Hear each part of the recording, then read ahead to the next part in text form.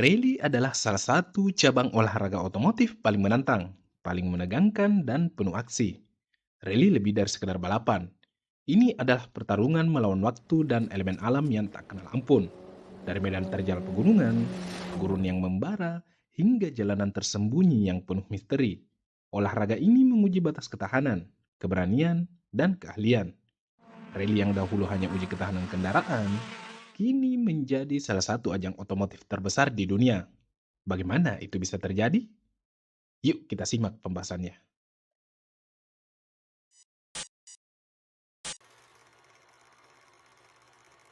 Kisah rally dimulai sekitar tahun 1900-an di Eropa.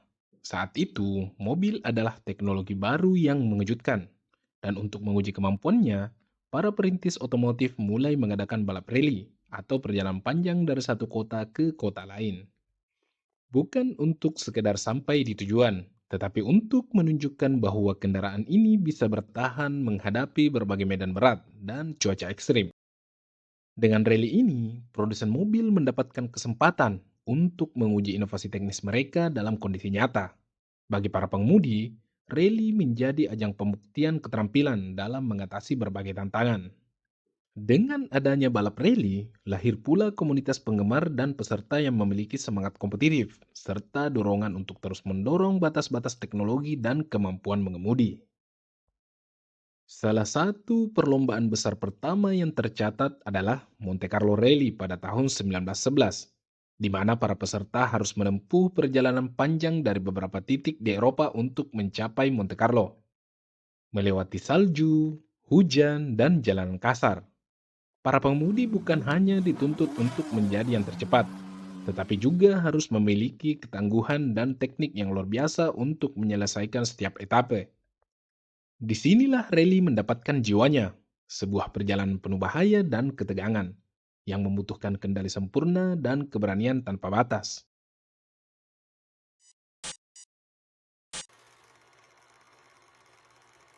Seiring berjalannya waktu, teknologi otomotif berkembang pesat, dan begitu juga dengan rally. Di tahun 1960-an, rally berkembang pesat dengan kehadiran berbagai pabrikan mobil besar, yang melihat potensi kompetisi ini sebagai ajang pembuktian. Mobil-mobil yang tangguh mulai diciptakan untuk memenuhi tuntutan rally yang semakin ekstrim. Pabrikan besar seperti Mini Cooper, Porsche, dan Ford mulai merancang mobil khusus untuk rally. Di setiap perlombaan, kecepatan dan ketangguhan mobil diuji di lintasan-lintasan menantang, dari jalanan berdebu, berbatu, hingga jalur berlumpur. Di masa ini juga muncul bintang-bintang rally pertama seperti Paddy Hopkick, yang terkenal dengan mobil Mini Coopernya di Monte Carlo Rally. Para pengemudi ini menjadi simbol keberanian dan ketangguhan di balik kemudi, menciptakan aksi yang menawan dan menarik perhatian dunia. Pada akhir dekade 60-an, International Championship for Manufacturers diluncurkan oleh Federasi Otomotif Internasional atau FIA, mengukuhkan rally sebagai cabang olahraga otomotif yang diakui secara resmi. Setiap musim, para pengemudi dan pabrikan berlomba-lomba untuk membuktikan bahwa mereka adalah yang tercepat, yang terkuat, dan yang paling mampu menaklukkan medan ekstrim.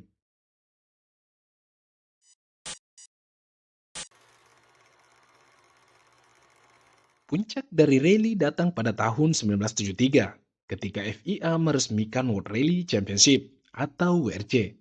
Dengan adanya WRC, rally resmi menjadi ajang kompetisi dunia dengan sistem poin dan klasemen yang mengikuti setiap etape dan perlombaan besar. Para pengemudi berjuang di berbagai negara dengan medan yang tak bisa dibayangkan. Es di Swedia, gurun di Afrika, hingga hutan di Finlandia. Setiap tahun tantangan menjadi semakin menegangkan, dan setiap lintasan menyimpan misteri dan bahaya baru. Kemudian tibalah era legendaris dalam sejarah rally, Grup B. Di tahun 1980-an, regulasi Grup B memungkinkan pabrikan untuk merancang mobil dengan kekuatan yang hampir tak terbatas, menciptakan kendaraan yang dikenal sebagai Monster Rally. Dengan mesin-mesin yang dapat menghasilkan tenaga hingga lebih dari 500 horsepower, mobil Grup B menjadi legenda dalam sejarah rally. Para pengemudi melintasi lintasan dengan kecepatan yang mengerikan, membelah jalur penuh debu, dan menghindari tebing serta pepohonan dengan reaksi yang luar biasa cepat. Namun, era Grup B ini bukan tanpa risiko. Pada akhirnya, Setelah serangkaian kecelakaan yang tragis, regulasi grup B dihentikan pada 1986, meninggalkan jejak legendaris yang masih dikenang hingga kini sebagai era paling ekstrim dalam dunia rally.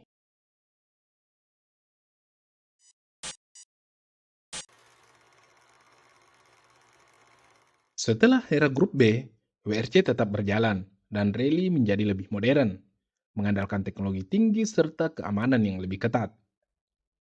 Pabrikan seperti Subaru, Mitsubishi, Citroen, dan Ford terus berlomba-lomba untuk mengembangkan teknologi baru, menciptakan kendaraan yang bukan hanya cepat, tetapi juga stabil serta aman di berbagai medan. Pada tahun 1990-an hingga 2000-an, nama-nama besar seperti Colin McRae, Tommy McKinnon, dan Sebastian Loeb mengukir sejarah di dunia rally. Setiap nama membawa keterampilan dan gaya tersendiri, menciptakan persaingan yang begitu seru dan dramatis. Loeb dengan kemampuan yang luar biasa mendominasi WRC selama bertahun-tahun dan menjadi legenda dalam olahraga ini. Para pembalap modern kini tidak hanya mengandalkan kecepatan, tetapi juga sistem navigasi canggih dan teknologi suspensi yang dikembangkan khusus untuk setiap medan. Dalam rally, mereka harus memiliki kecepatan, ketangkasan, dan pengetahuan mendalam tentang lintasan. Bekerja sama dengan co-driver untuk menavigasi jalan-jalan tak terduga di setiap belokan dan setiap bukit.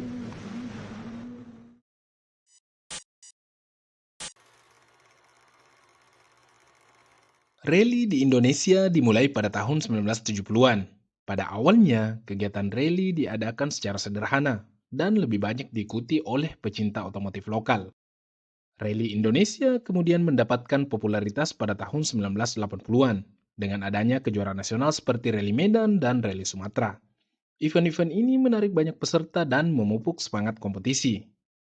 Pada era 2000-an, rally di Indonesia semakin profesional dengan dukungan dari asosiasi otomotif dan sponsor. Kualitas dan standar kompetisi pun semakin meningkat. Indonesia juga mulai tampil di ajang internasional seperti WRC.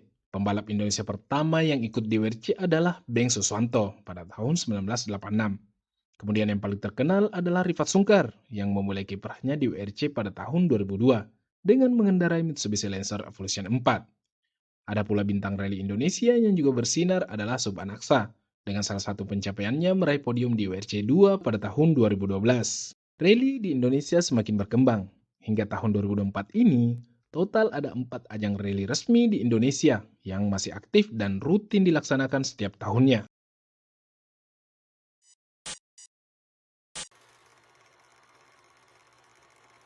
Saat ini rally tidak lagi sekedar kompetisi. Ia telah berkembang menjadi fenomena budaya dan gaya hidup, di mana keberanian, kebersamaan, dan semangat petualangan menjadi bagian dari setiap lintasan dan setiap perlombaan. Para penggemar rally di seluruh dunia mengikuti setiap perlombaan, mencintai setiap lintasan ekstrim yang penuh kejutan. Dari rally klasik Monte Carlo hingga rally brutal di Gurun Dakar, rally menjadi olahraga yang mampu memikat hati dan menciptakan rasa hormat di seluruh dunia. Setiap pembalap yang berada di belakang kemudi dan setiap co-driver yang membaca jalur dengan cermat adalah pahlawan yang mempertaruhkan segalanya untuk menaklukkan medan yang hampir mustahil.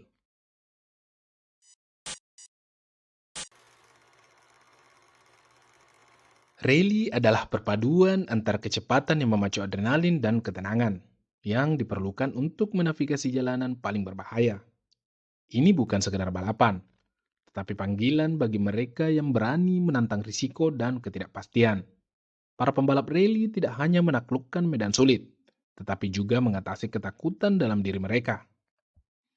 Rally adalah kisah tentang keberanian dan keterampilan. Dalam setiap tikungan tajam dan lonjakan tak terduga, mereka menemukan harmoni antara manusia dan mesin, menciptakan legenda di setiap lintasan. Dari perkembangan rally, kita belajar bahwa ketangguhan, semangat, dan tekad adalah kunci untuk menghadapi segala tantangan. Rally mengajarkan kita untuk terus maju, tidak peduli betapa sulitnya jalan yang harus ditempuh. Ini adalah perjalanan hidup yang penuh dengan petualangan dan kebahagiaan dalam menaklukkan setiap tantangan. Sekian video kali ini. Terima kasih telah menyimak. Sampai jumpa di video selanjutnya. Salam otomotif.